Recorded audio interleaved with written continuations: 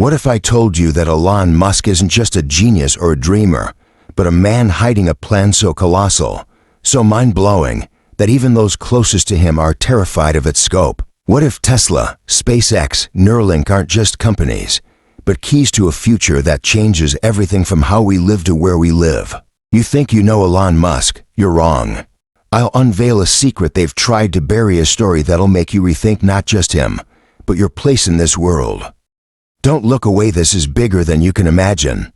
Elon Musk wasn't an ordinary kid. Picture this: Pretoria, the 1980s. Kids are playing outside, kicking soccer balls, laughing under the scorching sun. And 10-year-old Elon, he's in his cramped room, where the air smells of heated electronics and a fan hums, struggling to cool the space. He's not just playing video games, he's building them. His fingers dance across the keyboard, code streams onto the screen, and by age 12, he finishes Blaster, a space shooter game. He sells it for $500. In 1983, that's not just pocket money, it's the first proof he's different. But what sparked that fire? One book, The Hitchhiker's Guide to the Galaxy. Douglas Adams' sci-fi masterpiece lands in his hands at age 10. It's not just entertainment, it's a revelation. A story of a galactic traveler, an infinite universe, and how humanity might break free from Earth. Elon reads it under the covers when everyone's asleep, his mind exploding with ideas. Earth isn't the limit. Life isn't just survival. He pictures himself out there, among the stars. But was it just a childish dream, or something more? Here's where the story gets intriguing. At school, a teacher once caught him doing something odd. While others drew houses or cars, Elon sketched what looked like a rocket, detailed, with engines and wings. She asked, "What's this?" He replied, eyes fixed on the paper, "It's what I'll build one day." She chuckled, thinking it was a joke. His face was stone-cold serious. That drawing vanished. No one saw it again. Did it really disappear, or is it still out there, waiting for its moment? His mind was already wired differently.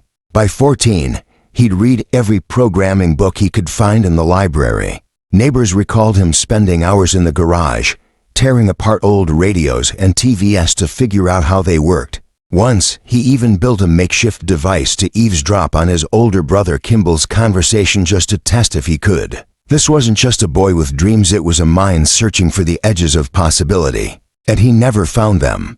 Flash forward to 1999. Elon's 28, no longer the Pretoria kid. He's in the heart of the tech boom. Silicon Valley is buzzing. The internet's reshaping the world. He co-founds X.com, a company set to make online payments as easy as sending a letter. The idea is brilliant. He sees a future where money goes digital, where banks lose their grip. X.com merges into what becomes PayPal, and everything looks perfect until the storm hits. The tech glitches, servers crash, transactions freeze, the team's fracturing. Co-founders who once backed him now whisper behind his back.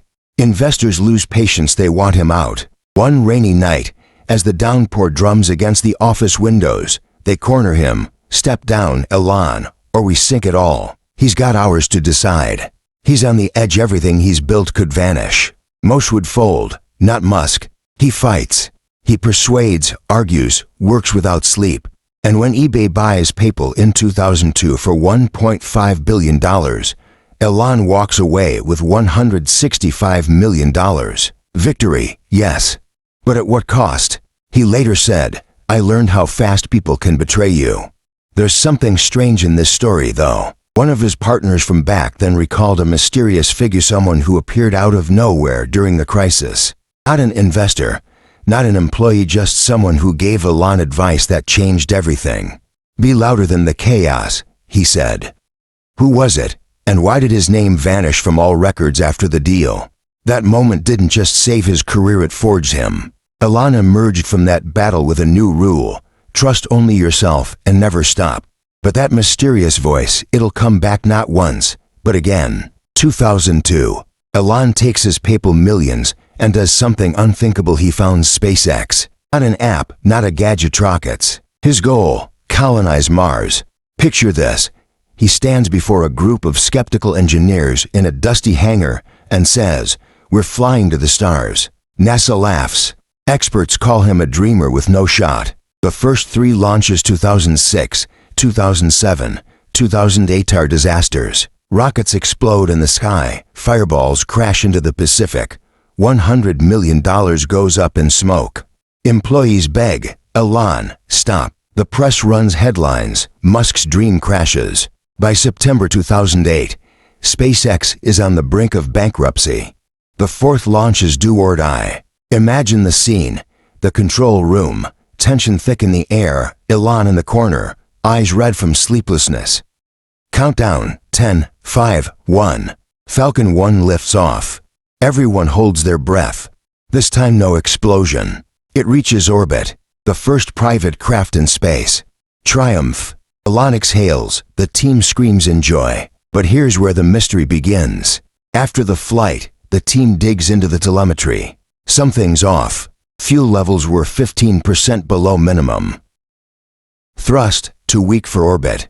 By all laws of physics, that rocket should have fallen. One technician spots an anomaly, a line of code in the guidance system, optimizing the trajectory in real time. It's not their work. Elon swears he didn't touch it. So who did? An old engineer, long retired, recalled a strange consultant in the hangar before the launch, tall, thin, in dark sunglasses. He vanished after the success. Coincidence or something more? That moment was a turning point. SpaceX survives and Elon becomes a legend. But the mystery of that code lingers, and it's tied to everything he'll do next. Tesla is Elon's shining jewel, his gift to the world. Electric cars that rewrote the auto industry. But if you think Tesla's just about cars or eco-friendliness, you're seeing only the tip of the iceberg. Rewind to 2006, when Tesla was a struggling startup barely staying afloat. Elon writes his famous master plan. Publicly, it's about clean energy, fighting oil. But there's another plan, one he showed only to a handful of trusted allies in a locked room in Palo Alto. Here's what he said. According to one attendee, Tesla isn't about cars. It's about freedom. Freedom from fuel, from governance, from limits. His idea: build a system and energy grid powering everything from homes to cities, independent of the outside world. SolarCity for sun power, Powerwall for storage, Tesla for usage. But that's just the start.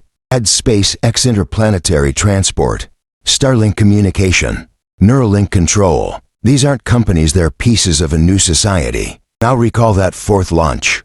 What if it wasn't just a flight, but a test? An experiment for something bigger, a civilization unbound by Earth? One of his engineers let slip at a 2010 party. Elon always said Tesla was the first step to Mars. Madness or brilliance? Let's go back to that 4th SpaceX launch. Here's the chilling truth. It wasn't supposed to work. The data confirms doomed. Fuel, thrust, trajectory all against it. Yet it flew. Why? Because someone or something gave Elon a tool that rewrote the rules. That code, that mysterious consultant, it's no fluke. It was the first proof his plan is real. Look closely. Tesla is energy. SpaceX is the path. Starlink is connection. Neuralink is the mind. Together, a new human civilization unshackled from Earth, beyond old systems.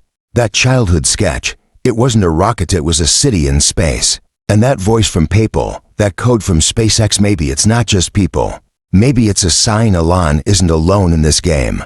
So who is he? Genius, messiah, or a puppet of something greater? His biggest secret isn't the past, it's what's ahead. And here's the question for you. When he builds it, will you be on board? Hit subscribe, because we've just started unraveling this story.